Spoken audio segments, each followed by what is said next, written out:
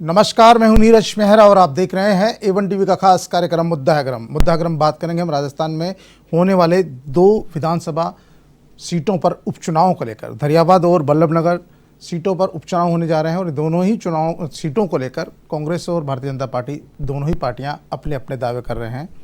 30 अक्टूबर को वोटिंग होनी है और 2 नवंबर को यहाँ के नतीजे आने हैं। 2 नवंबर को तय हो जाएगा कि राजस्थान में जो विधानसभा उपचुनाव होंगे उनके नतीजे क्या रहते हैं। सत्ताधारी दल को जहां ये उम्मीद है कि सरकार के कामकाज पर जनता मोहर लगाएगी और दोनों ही सीटों पर कांग्रेस पार्टी की जीत होगी, वहीं भारतीय जनता पार्टी को लगता है कि राजस्थान में सत्ता विरोधी जो वोट है वो उनको मिलेंगे और दोनों ही सीट भारतीय जनता पार्टी जीतेगी। दोनों ही पार्टियों के अपने अपने दावे हैं। हालांकि अभी वर्तमान में धरियाबाद जो सीट थी वहाँ पर भारतीय जनता पार्टी के गौतम लाल मीणा विधायक थे और वल्लभनगर में कांग्रेस पार्टी के गजेंद्र सिंह सख्तावत विधायक थे। दोनों ही विधायकों की कोरोना काल के दौरान कोरोना के चलते ही मृत्यु हुई है और उसके बाद वहां उपचुनाव होने वाले हैं। तो इन्हीं तमाम बातों पर चर्चा के लिए मेरे साथ स्टूडियो जुड़ रहे हैं आर तिवारी है, कांग्रेस नेता है। तिवारी जी, आपका बहुत बहुत स्वागत है। श्याम सुंदर झा है, भारतीय जनता पार्टी से हैं, आपका भी बहुत बहुत स्वागत है। धन्यवाद। झा साहब, क्या लगता है आपको इन उपचुनावों में क्या मुद्दे रहने वाले हैं और भारतीय जनता पार्टी आखिरकार किन मुद्दों को वहाँ भुनाएगी सरकार के खिलाफ, सत्ता के खिलाफ, जिससे लगता है कि दोनों ही सीट अपनी झोली में ला सकती है? नीरज जी, जैसा कि सरकार जब बनी और जो वादे किए गए किसानों से चाहे बेरोजगारों से और जो हालात हैं आज की तारीख में राजस्थान के, कानून व्यवस्था चरमरा रही है, सरकार घर में से चल रही है। कल ही मैं अखबार में पढ़ रहा था कि 8 महीने बाद मुख्यमंत्री जी सीएमओ पहुंचे। किसी को कोई यहाँ पे सरकार का इस्तकबाल जो है बिल्कुल ख़त्म हो चुका है और पूरे राजस्थान की जनता त्रस्त है।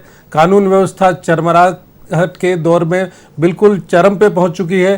बलात्कार की घटनाएं हो, लूटपाट की घटनाएं हो, हर तरह की जो घटनाएं हैं, आप देखेंगे नंबर कितने बढ़ गए हैं। अपराध 3 गुना 4 गुना बढ़ गए हैं और वहीं सरकार अपनी कुर्सी बचाने में व्यस्त है, कैसे भी मेरी कुर्सी बची रहे। ये सारे विषय जो हैं, बेरोजगारों को जो भत्ता देने की बात थी, 3500 रुपये महीना बेरोजगारी भत्ता देने की जो बात थी, और जो घोटाले चल रहे हैं, जो बेरोजगारों के साथ छलावा किया जा रहा है और जो भाई भतीजावाद करके बेरोजगारों को जो बिल्कुल आप ये देखिए कि ठगा जा रहा है कि बेरोजगार परीक्षा देने जा रहे हैं लेकिन भाई भतीजावाद में कुछ और ही खेल चल रहा है। ये सारे जो मुद्दे हैं वो जनता के सामने हैं और जनता को सारी विषय की जानकारी है और जनता को उसी का हम ध्यान दिला रहे हैं और उसी विषय को लेकर के लोकल जो वहाँ के कुछ मुद्दे हो सकते हैं, ये सारे विषय को लेकर के हम चुनाव में जाने वाले हैं। बिल्कुल, झा साहब ने कहा कि कहीं ना कहीं जो लोकल मुद्दे हैं जो पूरे प्रदेश में हैं और जिनको लेकर लगातार भारतीय जनता पार्टी है सरकार के खिलाफ हल्ला बोल रही है, रीट का मुद्दा हो चाहे कानून व्यवस्था का मामला हो, इन्हीं मुद्दों को लेकर भी ये दोनों विधानसभा क्षेत्र में जाएंगी। आपको लगता है तिवारी जी ये बहुत बड़े मुद्दे हैं प्रदेश में और इनको लेकर माहौल बनाने की कोशिश भारतीय जनता पार्टी करेगी? नीरज भाई, दावे से कह रहा हूं, ये भारतीय जनता पार्टी के तमाम नेता बयानवीर नेता हैं।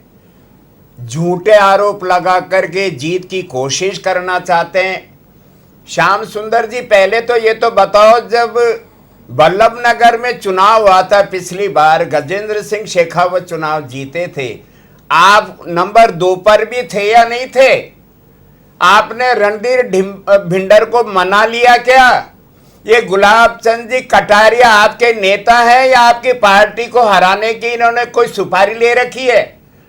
अरे आप ये तो देखो, राजस्थान में नीरज भाई 31 महीना का शासन हुआ जननायक अशोक गहलोत जी का, तीसरा मुख्यमंत्री काल, उसमें से 18 महीने तो आकस्मिक बीमारी जो महामारी पूरी दुनिया में थी, 7.5 करोड़ राजस्थान के आम नागरिक जिससे परेशान था, रोटी रोजी की परेशानी थी, उद्योग धंधे ठप हो गए थे, घर से बाहर निकलना बंद था। जननायक अशोक गहलोत ने गीला या सूखा राशन बांटा। उन्होंने वादा किया था किसी को भूखा नहीं सोने दूंगा और राजस्थान में हमने भामाशाहों, धर्माचार्यों और हमने तो विपक्ष को भी साथ लिया। हमने भारतीय जनता पार्टी के तमाम सांसदों को, जो 25 हैं, हमने भारतीय जनता पार्टी के विधायकों को साथ लिया, उनके साथ बैठ करके कोरोना से लड़ने के लिए हमने योजना बनाई और इसका परिणाम यह था कि हमारे देश के प्रधानमंत्री नरेंद्र मोदी जी ने जननायक अशोक गहलोत को इस बात का प्रमाण दिया कि राजस्थान में कोरोना से लड़ने के लिए जो एक सीमित ताकत होते हुए भी जो अशोक गहलोत जी ने काम किया, उसी के बदौलत हमने चाहे लोगों की जान की सुरक्षा की हो या लोगों को राशन पहुंचाने की बात की हो, राजस्थान में जितनी जननायक ने योजनाएं दी है, आज शासन जो कुछ चलता है वो सामाजिक सुरक्षा के कारण से चल रहा है। अरे अशोक गहलोत जी ने जो कुछ दिया राजस्थान की जनता को, आज भी मैं कह रहा हूं, अगर हम 6 दिन तक लगातार बहस करें तो कांग्रेस की सरकार के जन कल्याणकारी कार्यों को हम भुला नहीं पाएंगे। पेंशन की योजना किसने चालू करी? पेंशन तो पहले भी थी, लेकिन रोक लगी हुई थी कि अगर किसी का बेटा कमा रहा है या अगर सरकार में नौकर है तो उस परिवार में वृद्धावस्था पेंशन नहीं मिलेगी। राजस्थान के जननायक ने कहा अगर तेरा बेटा सरकार की नौकरी में या वयस्क हो गया, अगर आप 58 साल की महिला हैं या 60 साल के पुरुष हैं, आपको मासिक पेंशन मिलेगी। और आज ताकत है कि उन माँ बाप के कारण से अशोक गहलोत की सरकार चल रही है। अरे हमने तो 750 रुपए, हमने कहा 850 रुपए जमा करा दो।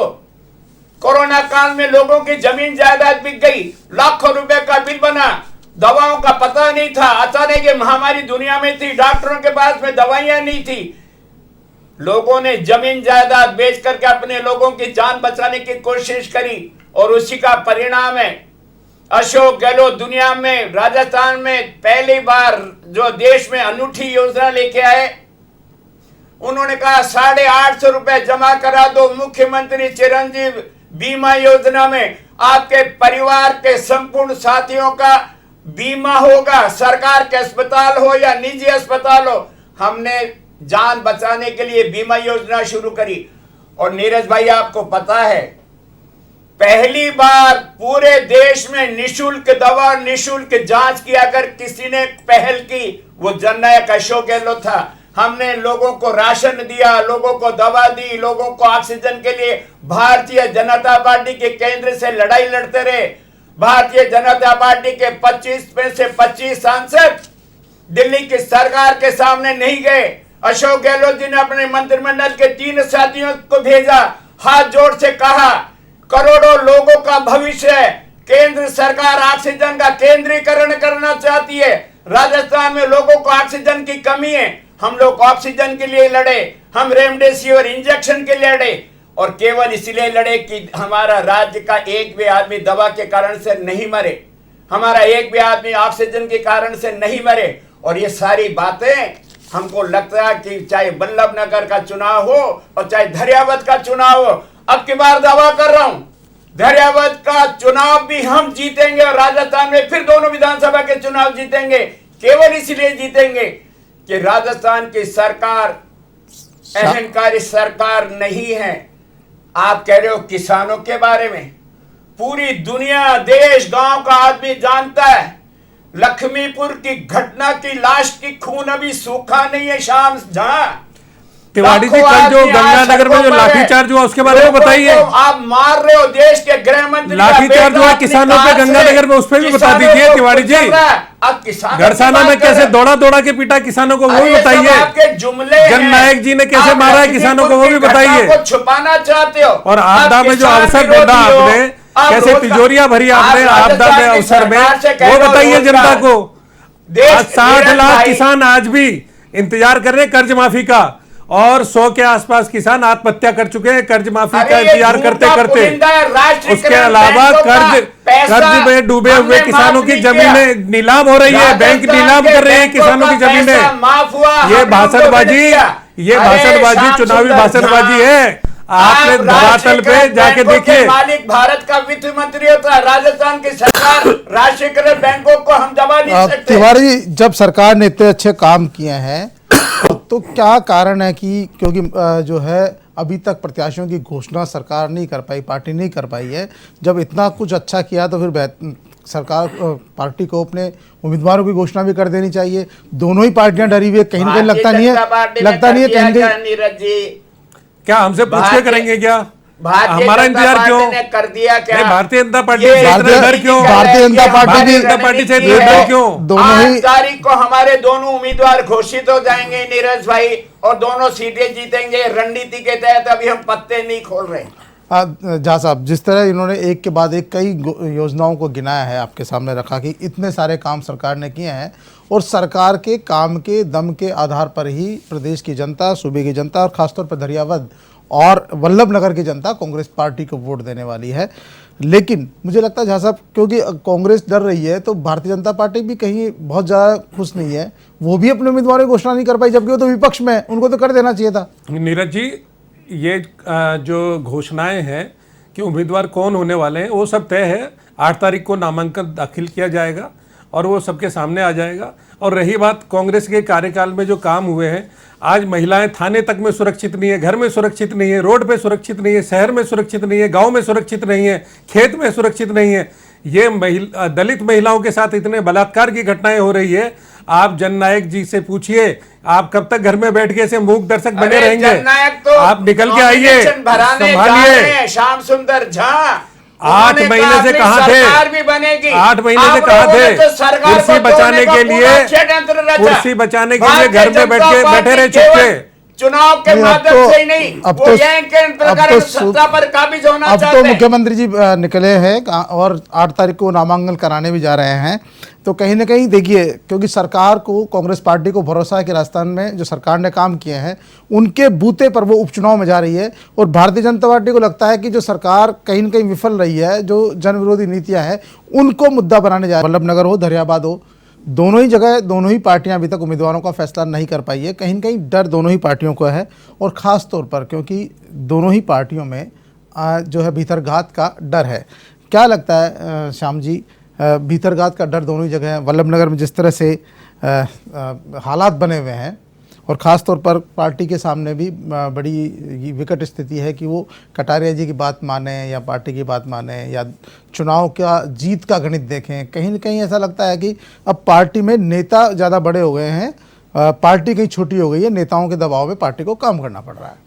देखिए नीरज जी, क्या है कि हर कार्यकर्ता की अपनी एक महत्वाकांक्षा होती है। चुनाव लड़ने के लिए हर आदमी कोशिश करता है कि मैं चुनाव लड़ूं या मुझे टिकट दिया जाए। पार्टी के पास हर आदमी अपनी दावेदारी करता है, लेकिन भारतीय जनता पार्टी की जो संस्कृति है उसमें चुनाव मांगना अधिकार है सभी कार्यकर्ता का। टिकट मांगना सभी का अधिकार है। टिकट जिसको मिल जाएगा उसके साथ सभी कार्यकर्ता मिलकर के लगते हैं और सभी नेता मिलकर के लगते हैं, और वो पार्टी के लिए ही कार्य करते हैं सभी कार्यकर्ता, और पार्टी के गाइडलाइन के हिसाब से कार्य करेंगे और पार्टी की गाइडलाइन के हिसाब से ही चुनाव जिता के लाएंगे।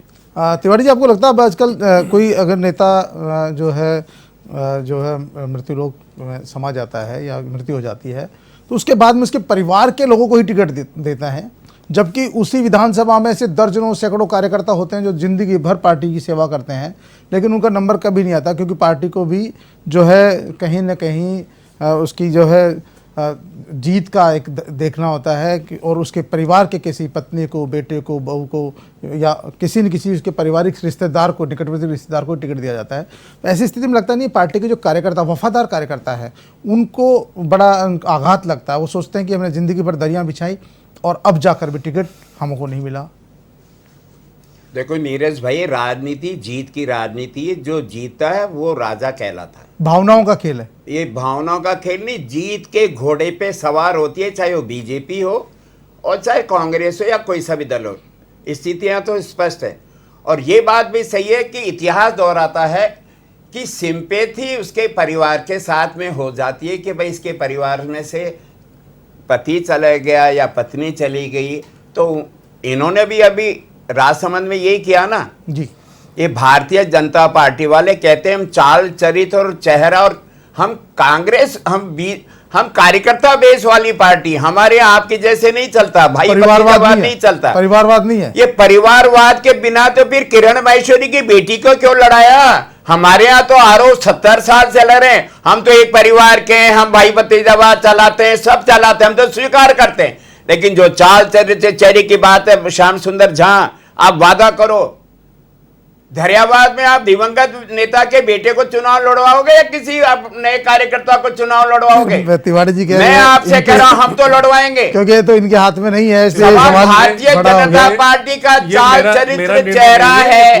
ये भारतीय जनता पार्टी जो कार्यकर्ताओं की पार्टी है, जो कहते हैं हम किसी को भी मुख्यमंत्री बना सकते हैं, जैसे हम किसी को भी चापलूसी और किसको लड़ा दे। अरे आप तय तो करो, दिवंगत नेता के बेटे पर दांव खेलना पड़ेगा आपको भी। ये आरोप आप हम पे लगाते हो। परिवार की पार्टी नहीं है। सबसे बड़ी बात है, कहीं ना कहीं देखिए, चाहे भारतीय जनता पार्टी हो, कांग्रेस पार्टी हो, अरे आप सभी जगह धरियाबाद में आप किसी सहानुभूति की लहर पर सवार होकर, सहानुभूति की लहर पर सवार होकर चुनाव जीतना चाहती है, और दोनों ही परिवारवाद का विरोध करती है और दोनों ही परिवार के लोगों को टिकट भी देती है। ऐसी स्थिति में कहीं ना कहीं जो पार्टी के जो कार्यकर्ता होते हैं, जीत के नाम पर टिकट देते हैं नीरज भाई, जीतने वाला राजा होता है। कोई पार्टी चुनाव हारना नहीं चाहती है, हम दोनों चुनाव जीतेंगे और हमारा स्ट्रेटेजिकल है, ये हमारी रणनीति कि हम कल शाम को खोलेंगे पत्ते और फिर आपको देखना, अगर जीत करके आएंगे आप हमको बुलाओगे, आप शाम जी को बुलाना, हम जीत करके इसलिए आएंगे कि राजस्थान में जननायक अशोक गहलोत की सरकार ने जो जन कल्याणकारी लगातार काम किए, उसकी बदौलत धरियाबाद का मतदाता हो चाहे वल्लभ नगर का मतदाता हो, कांग्रेस के चुनाव निशान हाथ पर अपना मशीन का बटन दबाएगा। श्याम जी, क्या लगता है ये चुनाव का जो नतीजे आएंगे वो सरकार की साख की जो है वो साबित करेंगे कि सरकार को वाकई में जनता चाहती है नहीं चाहती है?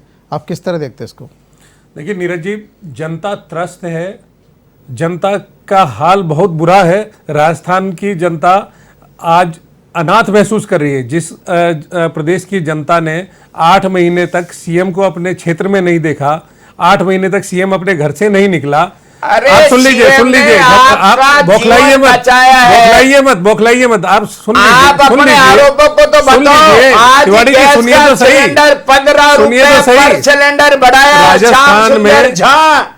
अरे माननीय, अभिमान से बोलिए ना, प्रदेश में जो बिजली की जो कीमत है, बात करते हो, इसकी वजह से इन्वेस्टमेंट पड़ोसी राज्यों में चला गया, उद्योग नहीं लगता है, उद्योगपति यहाँ से बोरिया बिस्तर जा रहे हैं। हम पेट्रोल देते थे, आप 110 रुपए दे रहे हो। जीएसटी कम कर दीजिए ना। का तेल जो 70-80 रुपए में मिलता था, आज 200 रुपए का तेल मेरी माँ बहन सब्जी बनाने के लिए खरीद रखी है, और आप कह रहे हो हम दोनों चुनाव जीतेंगे। उदाहरण पेश कीजिए, जीएसटी कम कीजिए। अरे आप हमको जीएसटी का पूरा पैसा दिला दो, आप वादा कर लो। राजस्थान के कोटे का जो जीएसटी का पैसा है आप हमें दे दो, कोई खैरात भी नहीं दोगे, जीएसटी का पूरा पैसा दे दो।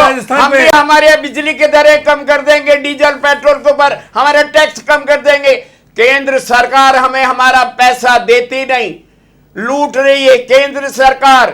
ना महिलाओं को छोड़ा, ना किसान को छोड़ा, ना रोजगार देने की बात करी। तिवारी जी, तो क्या आप लोग केंद्र सरकार की नीतियों को, जो जन विरोधी नीतियां जिनको बता रहे हैं, महंगाई, पेट्रोल के दाम, डीजल के दाम, रसोई गैस के दाम जो बढ़ रहे हैं, उनको मुद्दा बनाएंगे उन चुनाव में? क्यों नहीं बनाएंगे? आज 15 रुपए पर सिलेंडर बढ़ाया है नीरज भाई, ये सब मेरी माँ बहन पर महीने के खर्चे पर आता है। माँ बहन ये हमारे घर का खर्चा नहीं चला पा रहे, ये जुमलेबाज प्रधानमंत्री की सरकार नहीं चलने वाली है। जननायक जी उदाहरण पेश करें, बिजली के दाम एशिया में सबसे अधिक है राजस्थान में। उद्योग नए स्थापित होना तो दूर, जो उद्योग जो है राजस्थान में वो बोरिया बिस्तर समेट के पड़ोसी। अरे आप डीजल के दाम कर सकते हो क्या? 150 करोड़ आपने कुकिंग गैस का दाम आज कैसे बढ़ा दिया? डीजल के ऊपर रोज पैसे बढ़ रहे हैं, पेट्रोल पर पैसे बढ़ रहे हैं, सरसों का तेल, मूंगफली का तेल 200 रुपए लीटर मिल रहा है। श्याम सुंदर झा, गरीब परिवार कैसे अपना मासिक खर्चा चला रहा है आपको पता नहीं। और देश के प्रधानमंत्री ने, नीरज जी, आपको लगता नहीं साहब, एक साल में 2 करोड़, आपको लगता नहीं श्याम जी महंगाई बड़ा मुद्दा हो सकता है? क्योंकि चुनाव चाहे भले ही विधानसभा के हों, लोकसभा के हों या उपचुनाव हो, महंगाई भी एक बड़ा मुद्दा है और बहुत बड़ा विषय है, क्योंकि पेट्रोल डीजल के दाम बढ़ रहे हैं, साथ में खाद्य वस्तुओं के, खाद्य तेलों के भी दाम बढ़े हैं, तो ये भी अपने आप में एक बड़ा विषय है, हो सकता है चुनाव में। देखिए, तेलों के जो दाम, चाहे डीजल हो चाहे पेट्रोल हो, वो केंद्र सरकार नियंत्रित ना करके, आजकल आपको पता है जो पेट्रोलियम कंपनी है वो नियंत्रित करती है। और उसके अलावा रही बात खाद्य तेलों के दाम, आज दो सरसों की आदमियों कीमत से जितनी किसानों को आपने मिली है जो इतिहास में आज तक आपने नहीं मिली। पेश की रखी है। आज सारी जो खबरें पाम ऑयल लेकिन आम आदमी की जो आम सप्लाई आदमी थी, की तो जेब कट रही है, सबसे बड़ी बात है। जो आम आदमी की पाम ऑयल कोई की नहीं जो सोच रहा। सप्लाई थी, जो विदेश से पाम ऑयल आता था, जो मिलावट होकर के सप्लाई किया जा रहा था, उस पे रोक लगी ये तो कहीं ना शुद्ध दिला रहे हैं 200 कहीं ना कहीं रुपए कुछ दाम बढ़ा होगा। आपको आज ISR किसानों मार्का लगा रहे हो क्या किसानों बीजेपी को का तेलों कितना पर? किसानों को सरसों का जो मूल्य मिला आज तक नहीं मिला। आप तिवारी जी, किसानों के आज तक आपने किसानों का क्या किया? आपने केवल शोषण किया किसानों का। 80,000 करोड़ का उनका तमाम बकाया मनमोहन सिंह जी सरकार में हमने माफ किया। 80,000 हमने लोन करोड़ नहीं दिया। 80,000 80,000 करोड़ का लोन हमने माफ किया मनमोहन सिंह जी की, सोनिया गांधी की सरकार ने। 80 और आपने क्या किया? 80,000 जो करोड़ किसान में ट्रैक्टर से अपनी खेती करता है डीजल से, आपने उसको 101 रुपए 102 रुपए का डीजल 1 लीटर देने का काम किया। किसान और आप कह रहे हो किसानों के आय किसान दुगनी कर ट्रैक्टर से देंगे। खेती करता है, किसान ट्यूबवेल भी चलाता है बिजली देखिए, से, किसानों को किसान लेकर बिजली भी चलाता है। देखिए, किसानों को उसमें लेकर आपने तो क्या किया वो किसानों को बताइए। लेकर जिस तरह के हालात बिगड़े हुए हैं, किसान तो पूरे देश में आंदोलन कर रहे हैं, आपको पता ही है, और केंद्र सरकार से मांग कर रहे हैं कृषि बिलों को वापस लेने की, कृषि कानूनों को वापस लेने की। और जिस तरह लखीमपुर खीरी में जो हुआ है, गंगानगर में भी लाठीचार्ज हुआ है, तमाम चीज़ें हैं। तो किसान कहीं न कहीं सरकारों के खिलाफ हो, चाहे राज्य सरकार हो चाहे केंद्र सरकार हो, तो कहीं न कहीं सरकार को किसानों की भी सोचनी होगी।